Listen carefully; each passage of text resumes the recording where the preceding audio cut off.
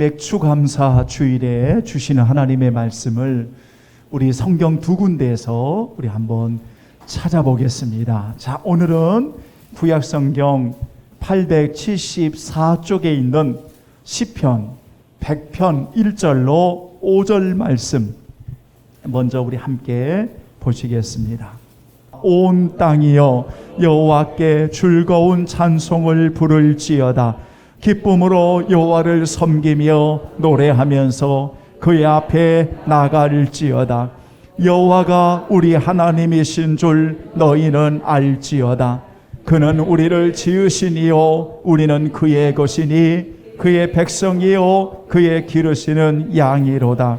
감사함으로 그의 문에 들어가며 찬송함으로 그의 궁정에 들어가서 그에게 감사하며 그의 이름을 송축할지어다. 여호와는 선하시니 그 인자하심이 영원하고 그 성실하심이 대대에 이르리로다. 아멘. 우리 한 군데만 더 찾아보겠습니다. 이제는 신약성경 골로새서 2장 6절 7절 말씀. 그러므로 너희가 그리스도 예수를 주로 받았으니 그 안에서 행하되 그 안에 뿌리를 박으며 세움을 받아 교훈을 받은 대로 믿음에 굳게 서서 감사함을 넘치게 하라. 그러므로 너희가 그리스도 예수를 주로 받았으니 그 안에서 행하되 그 안에 뿌리를 박으며 세움을 받아 교훈을 받은 대로 믿음에 굳게 서서 감사함을 넘치게 하라. 아멘. 우리 한번 따라서 하겠습니다. 감사함으로 그의 문에 들어가며, 다시 한번 감사함으로 그의 문에 들어가며. 오늘 이 말씀을 가지고 오늘 맥주감사 주일에 귀한 말씀으로 함께 은혜를 나누려고 합니다. 제가 며칠 전에 정확한 일자를 확인해 보니까 6월 24일 금요일로 알고 있습니다. 며칠 전에 경건의 시간을 이제 갖고 묵상을 하는데, 그때 기독교 작가인 김현승 시인의 감사하는 마음이라고 하는 그 시를 만나게 되었습니다. 그 시를 만나면서 종의 마음에 그 시의 내용이 깊이 들어와 박히게 되었고, 그 시의 내용을 통해서 감사하는 마음이 무엇인가를 깊이 묵상하고, 그리고 그 묵상한 말씀을 이제 적용하고 오늘 성도들과 함께 나눠야 되겠다. 그래서 그 감사하는 마음이라고 하는 그 시를 제가 한 8일 가까이를 계속해서 읽고 또 읽고 주보에 요약을 해서 기록을 하고, 전체 내용은 다시 준비를 해서 우리 게시판에 붙여놓고, 그래서 나름대로 한번 암송을 해봐야 되겠다. 매일 보고 암송을 해도, 여러분 죄송합니다. 저보다 더 나이가 많으신 우리 성도들도 계시는데, 저는 아주 그렇게 나이가 많은 나이는 아닌데 암송이 잘 안 돼요. 예전 같으면 암송 그러면 성경 몇 구절도 암송을 하고 그랬는데 암송이 잘 안 돼요. 그런데 그 감사하는 마음에 구절 가운데 저의 마음에 계속 각인되어서 암송했던 내용이 하나가 있었어요. 그게 뭐냐면, 감사하는 마음, 그것은 곧 아는 마음입니다. 감사하는 마음, 그것은 곧 아는 마음이다. 내가 누구인지를 아는 것이고, 그리고 주인이 누구이신지를 깊이 아는 마음이다. 그래서 감사하는 마음은 곧 아는 마음이다 라는 이 시의 내용을 만나면서 내가 누구인지를, 그리고 나의 주인이신 그분이 누구이신지를 깊이 아는 마음이 바로 감사하는 마음이다. 여러분, 오늘 주의 날에 이것을 우리 성도들이 고백할 수 있다면 오늘 우리 다 축독 마치고 돌아가도 돼요. 감사하는 마음이 곧 아는 마음이다. 내가 누구인지를 바로 알고 나의 주인이신 그분이 누구이신지를 깊이 아는 마음, 그것이 감사하는 마음이다. 요 며칠 전에 저의 마음에 큰 슬픔을 주었던 한 사건을 여러분들도 아마 보셨고, 저는 그게 너무 슬펐습니다. 왜냐하면 저도 사랑하는 두 아이가 있습니다. 아마 부모님들은 그 장면을, 그 내용을 보면서 너무 아파했을 겁니다. 여러분, 이제 10대의 젊은 10대의 어린 아이입니다. 조윤아 어린이입니다. 왜 그토록 부모의 극단적인 선택이 그 아이의 꿈도 펴보지 못한 그 아이의 아픔을 느끼면서 어떤 분이 이런 말을 했습니다. 아이는 부모의 소유물이 아니다.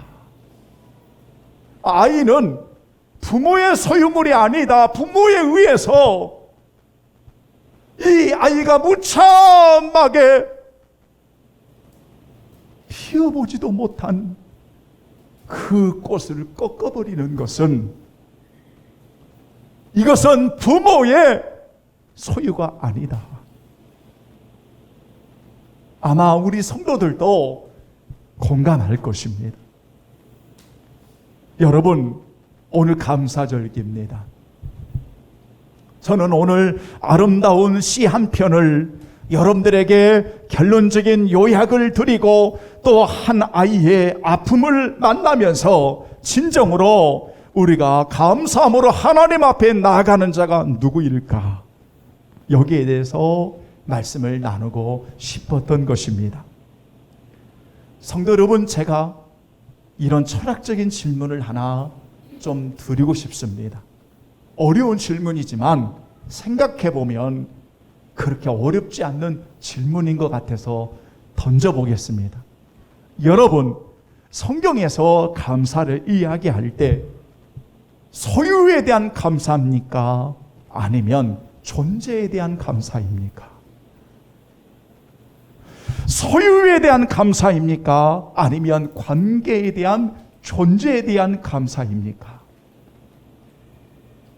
이것은 성경이 우리에게 무엇을 가르쳐주고 있는지를 정확하게 아셔야 됩니다. 성경 대부분은 소유에 대한 감사를 이야기하는 내용이 그렇게 많이 나오지 않습니다. 무슨 말이냐면 소유의 여부에 따라서, 있고 없고 간의 여부에 따라서 감사의 조건이 달라지는 게 아니라 존재의 여부에 따라서, 관계 여부에 따라서 오늘 감사하는 이들이 진정으로 감사하는 사람이다라고 말하는 것입니다. 왜냐하면 오늘 여러분 100편을 우리 성도들이 읽으셨습니다.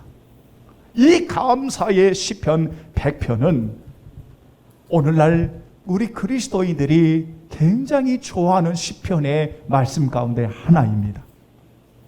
그런데 100편을 감사의 시편이라고 말하는데, 이 감사의 시편의 시인은 온 땅을 초대합니다. 온 땅을 초대하면서 여호와를 즐겁게 찬송하고 기쁨으로 여호와를 섬기고 노래하면서 우리 그 앞에 나아갑시다. 온 땅을 초대하면서 우리가 이렇게 하나님 앞에 나아갑시다, 이렇게 선포하면서 그 하나님이 어떤 분이신 줄 아십니까? 관계의 하나님으로 들어옵니다. 그것이 바로 3절의 말씀인 겁니다. 그래서 3절을 읽어보면 나에게 무엇을 어떤 것들을 소유를 주셨기 때문이 아니라 여호와가 우리 하나님이신 줄 너희는 알지어다. 그는 우리를 지으신 이요 우리는 그의 것이니 그의 백성이요 그의 기르시는 양이로다. 다시 말하면 바로 그 하나님은 우리의 하나님이요 우리의 목자요 바로 우리의 창조주요 그 하나님은 바로 우리의 주인이시기 때문에 온 땅을 초대해서 우리 모두 하나님을 이렇게 섬기고 이렇게 노래하고 이렇게 찬양합시다. 오늘 본문이 그 이야기입니다.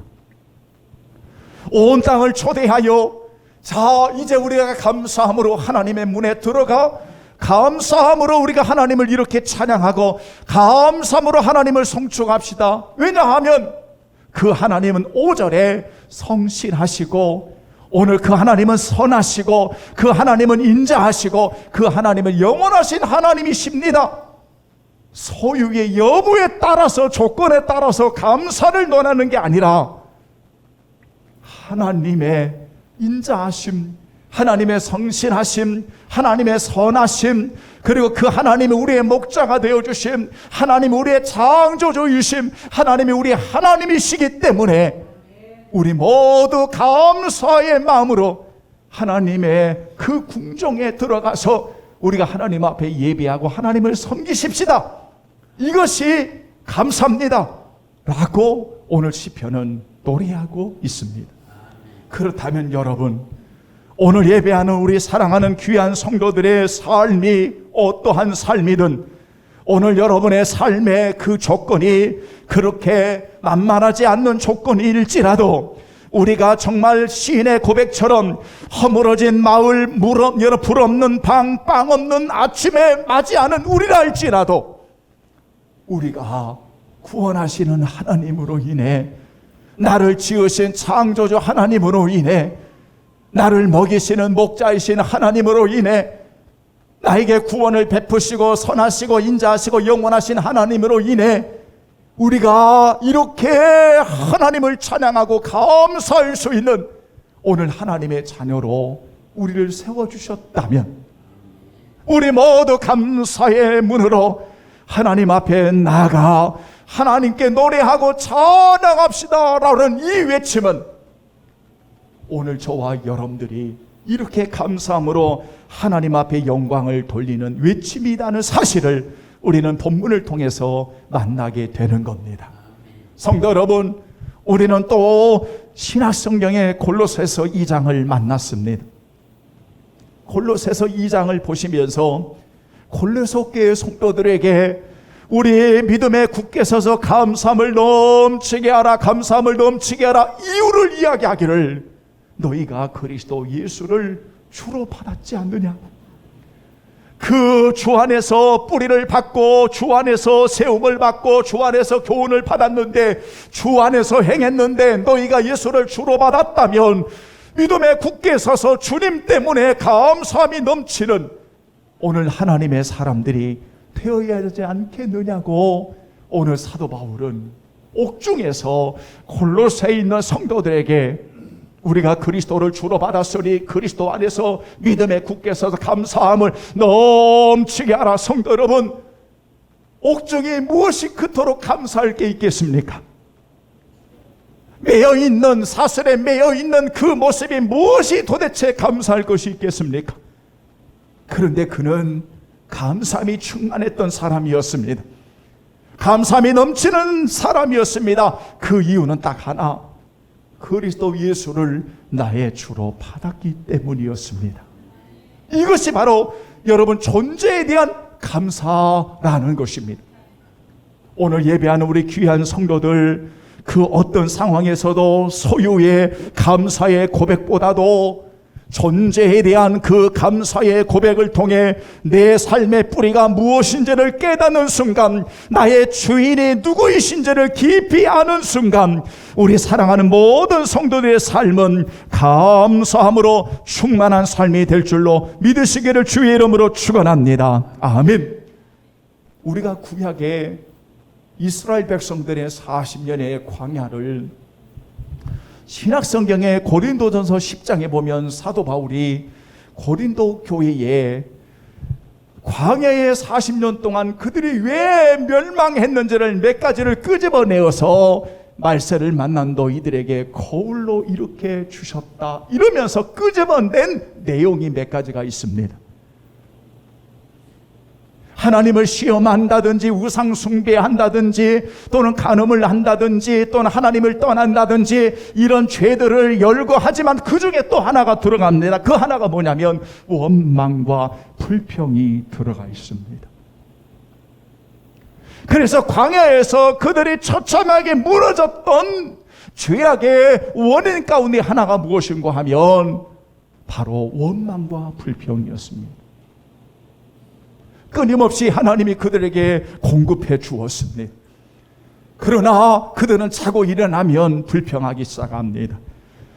그 불평을 들으시면서 때로는 하나님이 먹을 걸 주시고 고기를 주시고 물을 내어 주시지만 끊임없이 그들은 광야에서 불평하고 원망하고 하나님의 존재를 부정하기 시작합니다. 그래서 하나님의 말씀을 거역하고 하나님을 떠납니다. 여러분, 고린도 교회에 사도 바울은 그 내용을 끄집어들여서 말세를 만난 우리들에게 경계와 거울이 되게 해 주시면서 너희들은 그리스도를 주로 믿는 자로서 우리가 이렇게 감사하며 살아야 되지 않겠느냐. 얘들아, 광야에서 이스라엘 백성들이 어떻게 멸망했는지 너희들이 알고 있지 않느냐. 그러므로 우리는 감사함으로 오늘 나를 구원해 주시고 나를 살려주신 그 하나님의 은혜를 이렇게 우리가 찬양하고 감사하는 하나님의 사람들이 되자라고 오늘 성도들에게 외치고 있는 말씀이기도 합니다.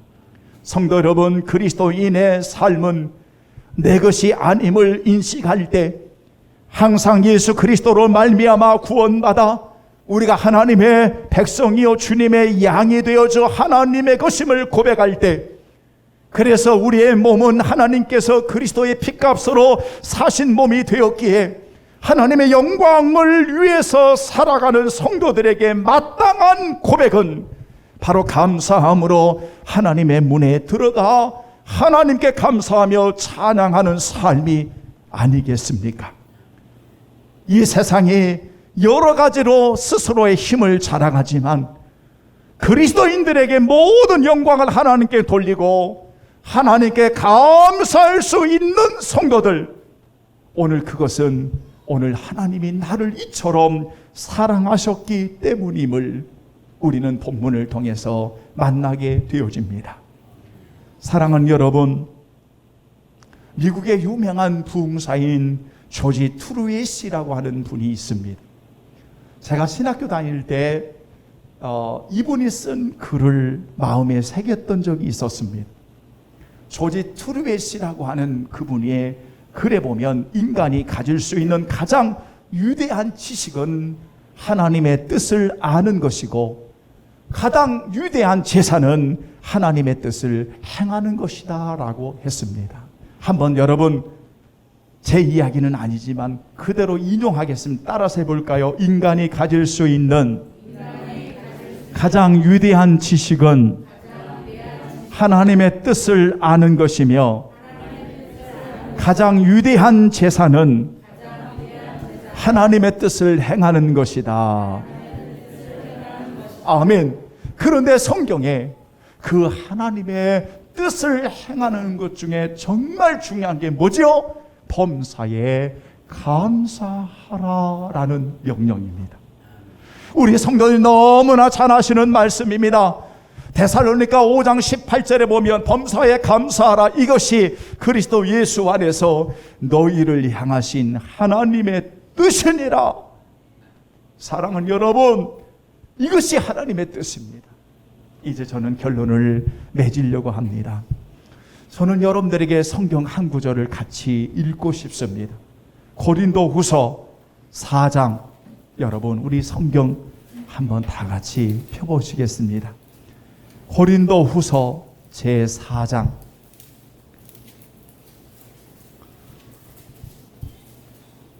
7절부터 10절까지 여러분 한번 읽어보시겠습니다.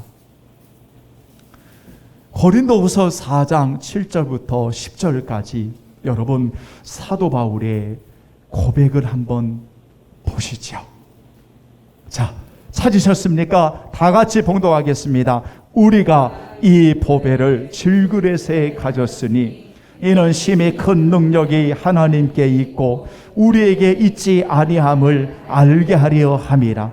우리가 사방으로 우겨쌈을 당하여도 쌓이지 아니하며 답답한 일을 당하여도 낙심하지 아니하며 박해를 받아도 버림받지 아니하며 거꾸로 트림을 당하여도 망하지 아니하고 10절 그 이유를 설명합니다. 시작. 우리가 항상 예수의 죽음을 몸에 짊어지면 예수의 생명이 또한 우리 몸에 나타나게 하려 함이라. 아멘. 10절 시작. 우리가 항상 예수의 죽음을 몸에 짊어지면 예수의 생명이 또한 우리 몸에 나타나게 하려 함이라. 아멘. 성도 여러분, 어떻게 이 고백이 이렇게 담겨질 수가 있습니까? 그 이유는 딱 하나, 바로 예수의 생명이 우리의 몸에서 나타나기 때문입니다. 여러분, 감사하는 생활은 내가 누구인지를 바로 알고, 그리고 나의 주인이 어떤 분이신가를 우리가 깊이 알 때에 예수의 생명이 내 안에서 나타나기에 이러한 고난과 상황 속에서도 우리가 주님 때문에 감사할 수 있다는 것, 이것이 감사이지 않겠습니까? 사랑 여러분, 정말 지금 많이 어렵습니다. 이 세상의 어려움은 오늘 땀 흘려 최선을 다하는 우리 성도들에게도 어려움이 있을 겁니다.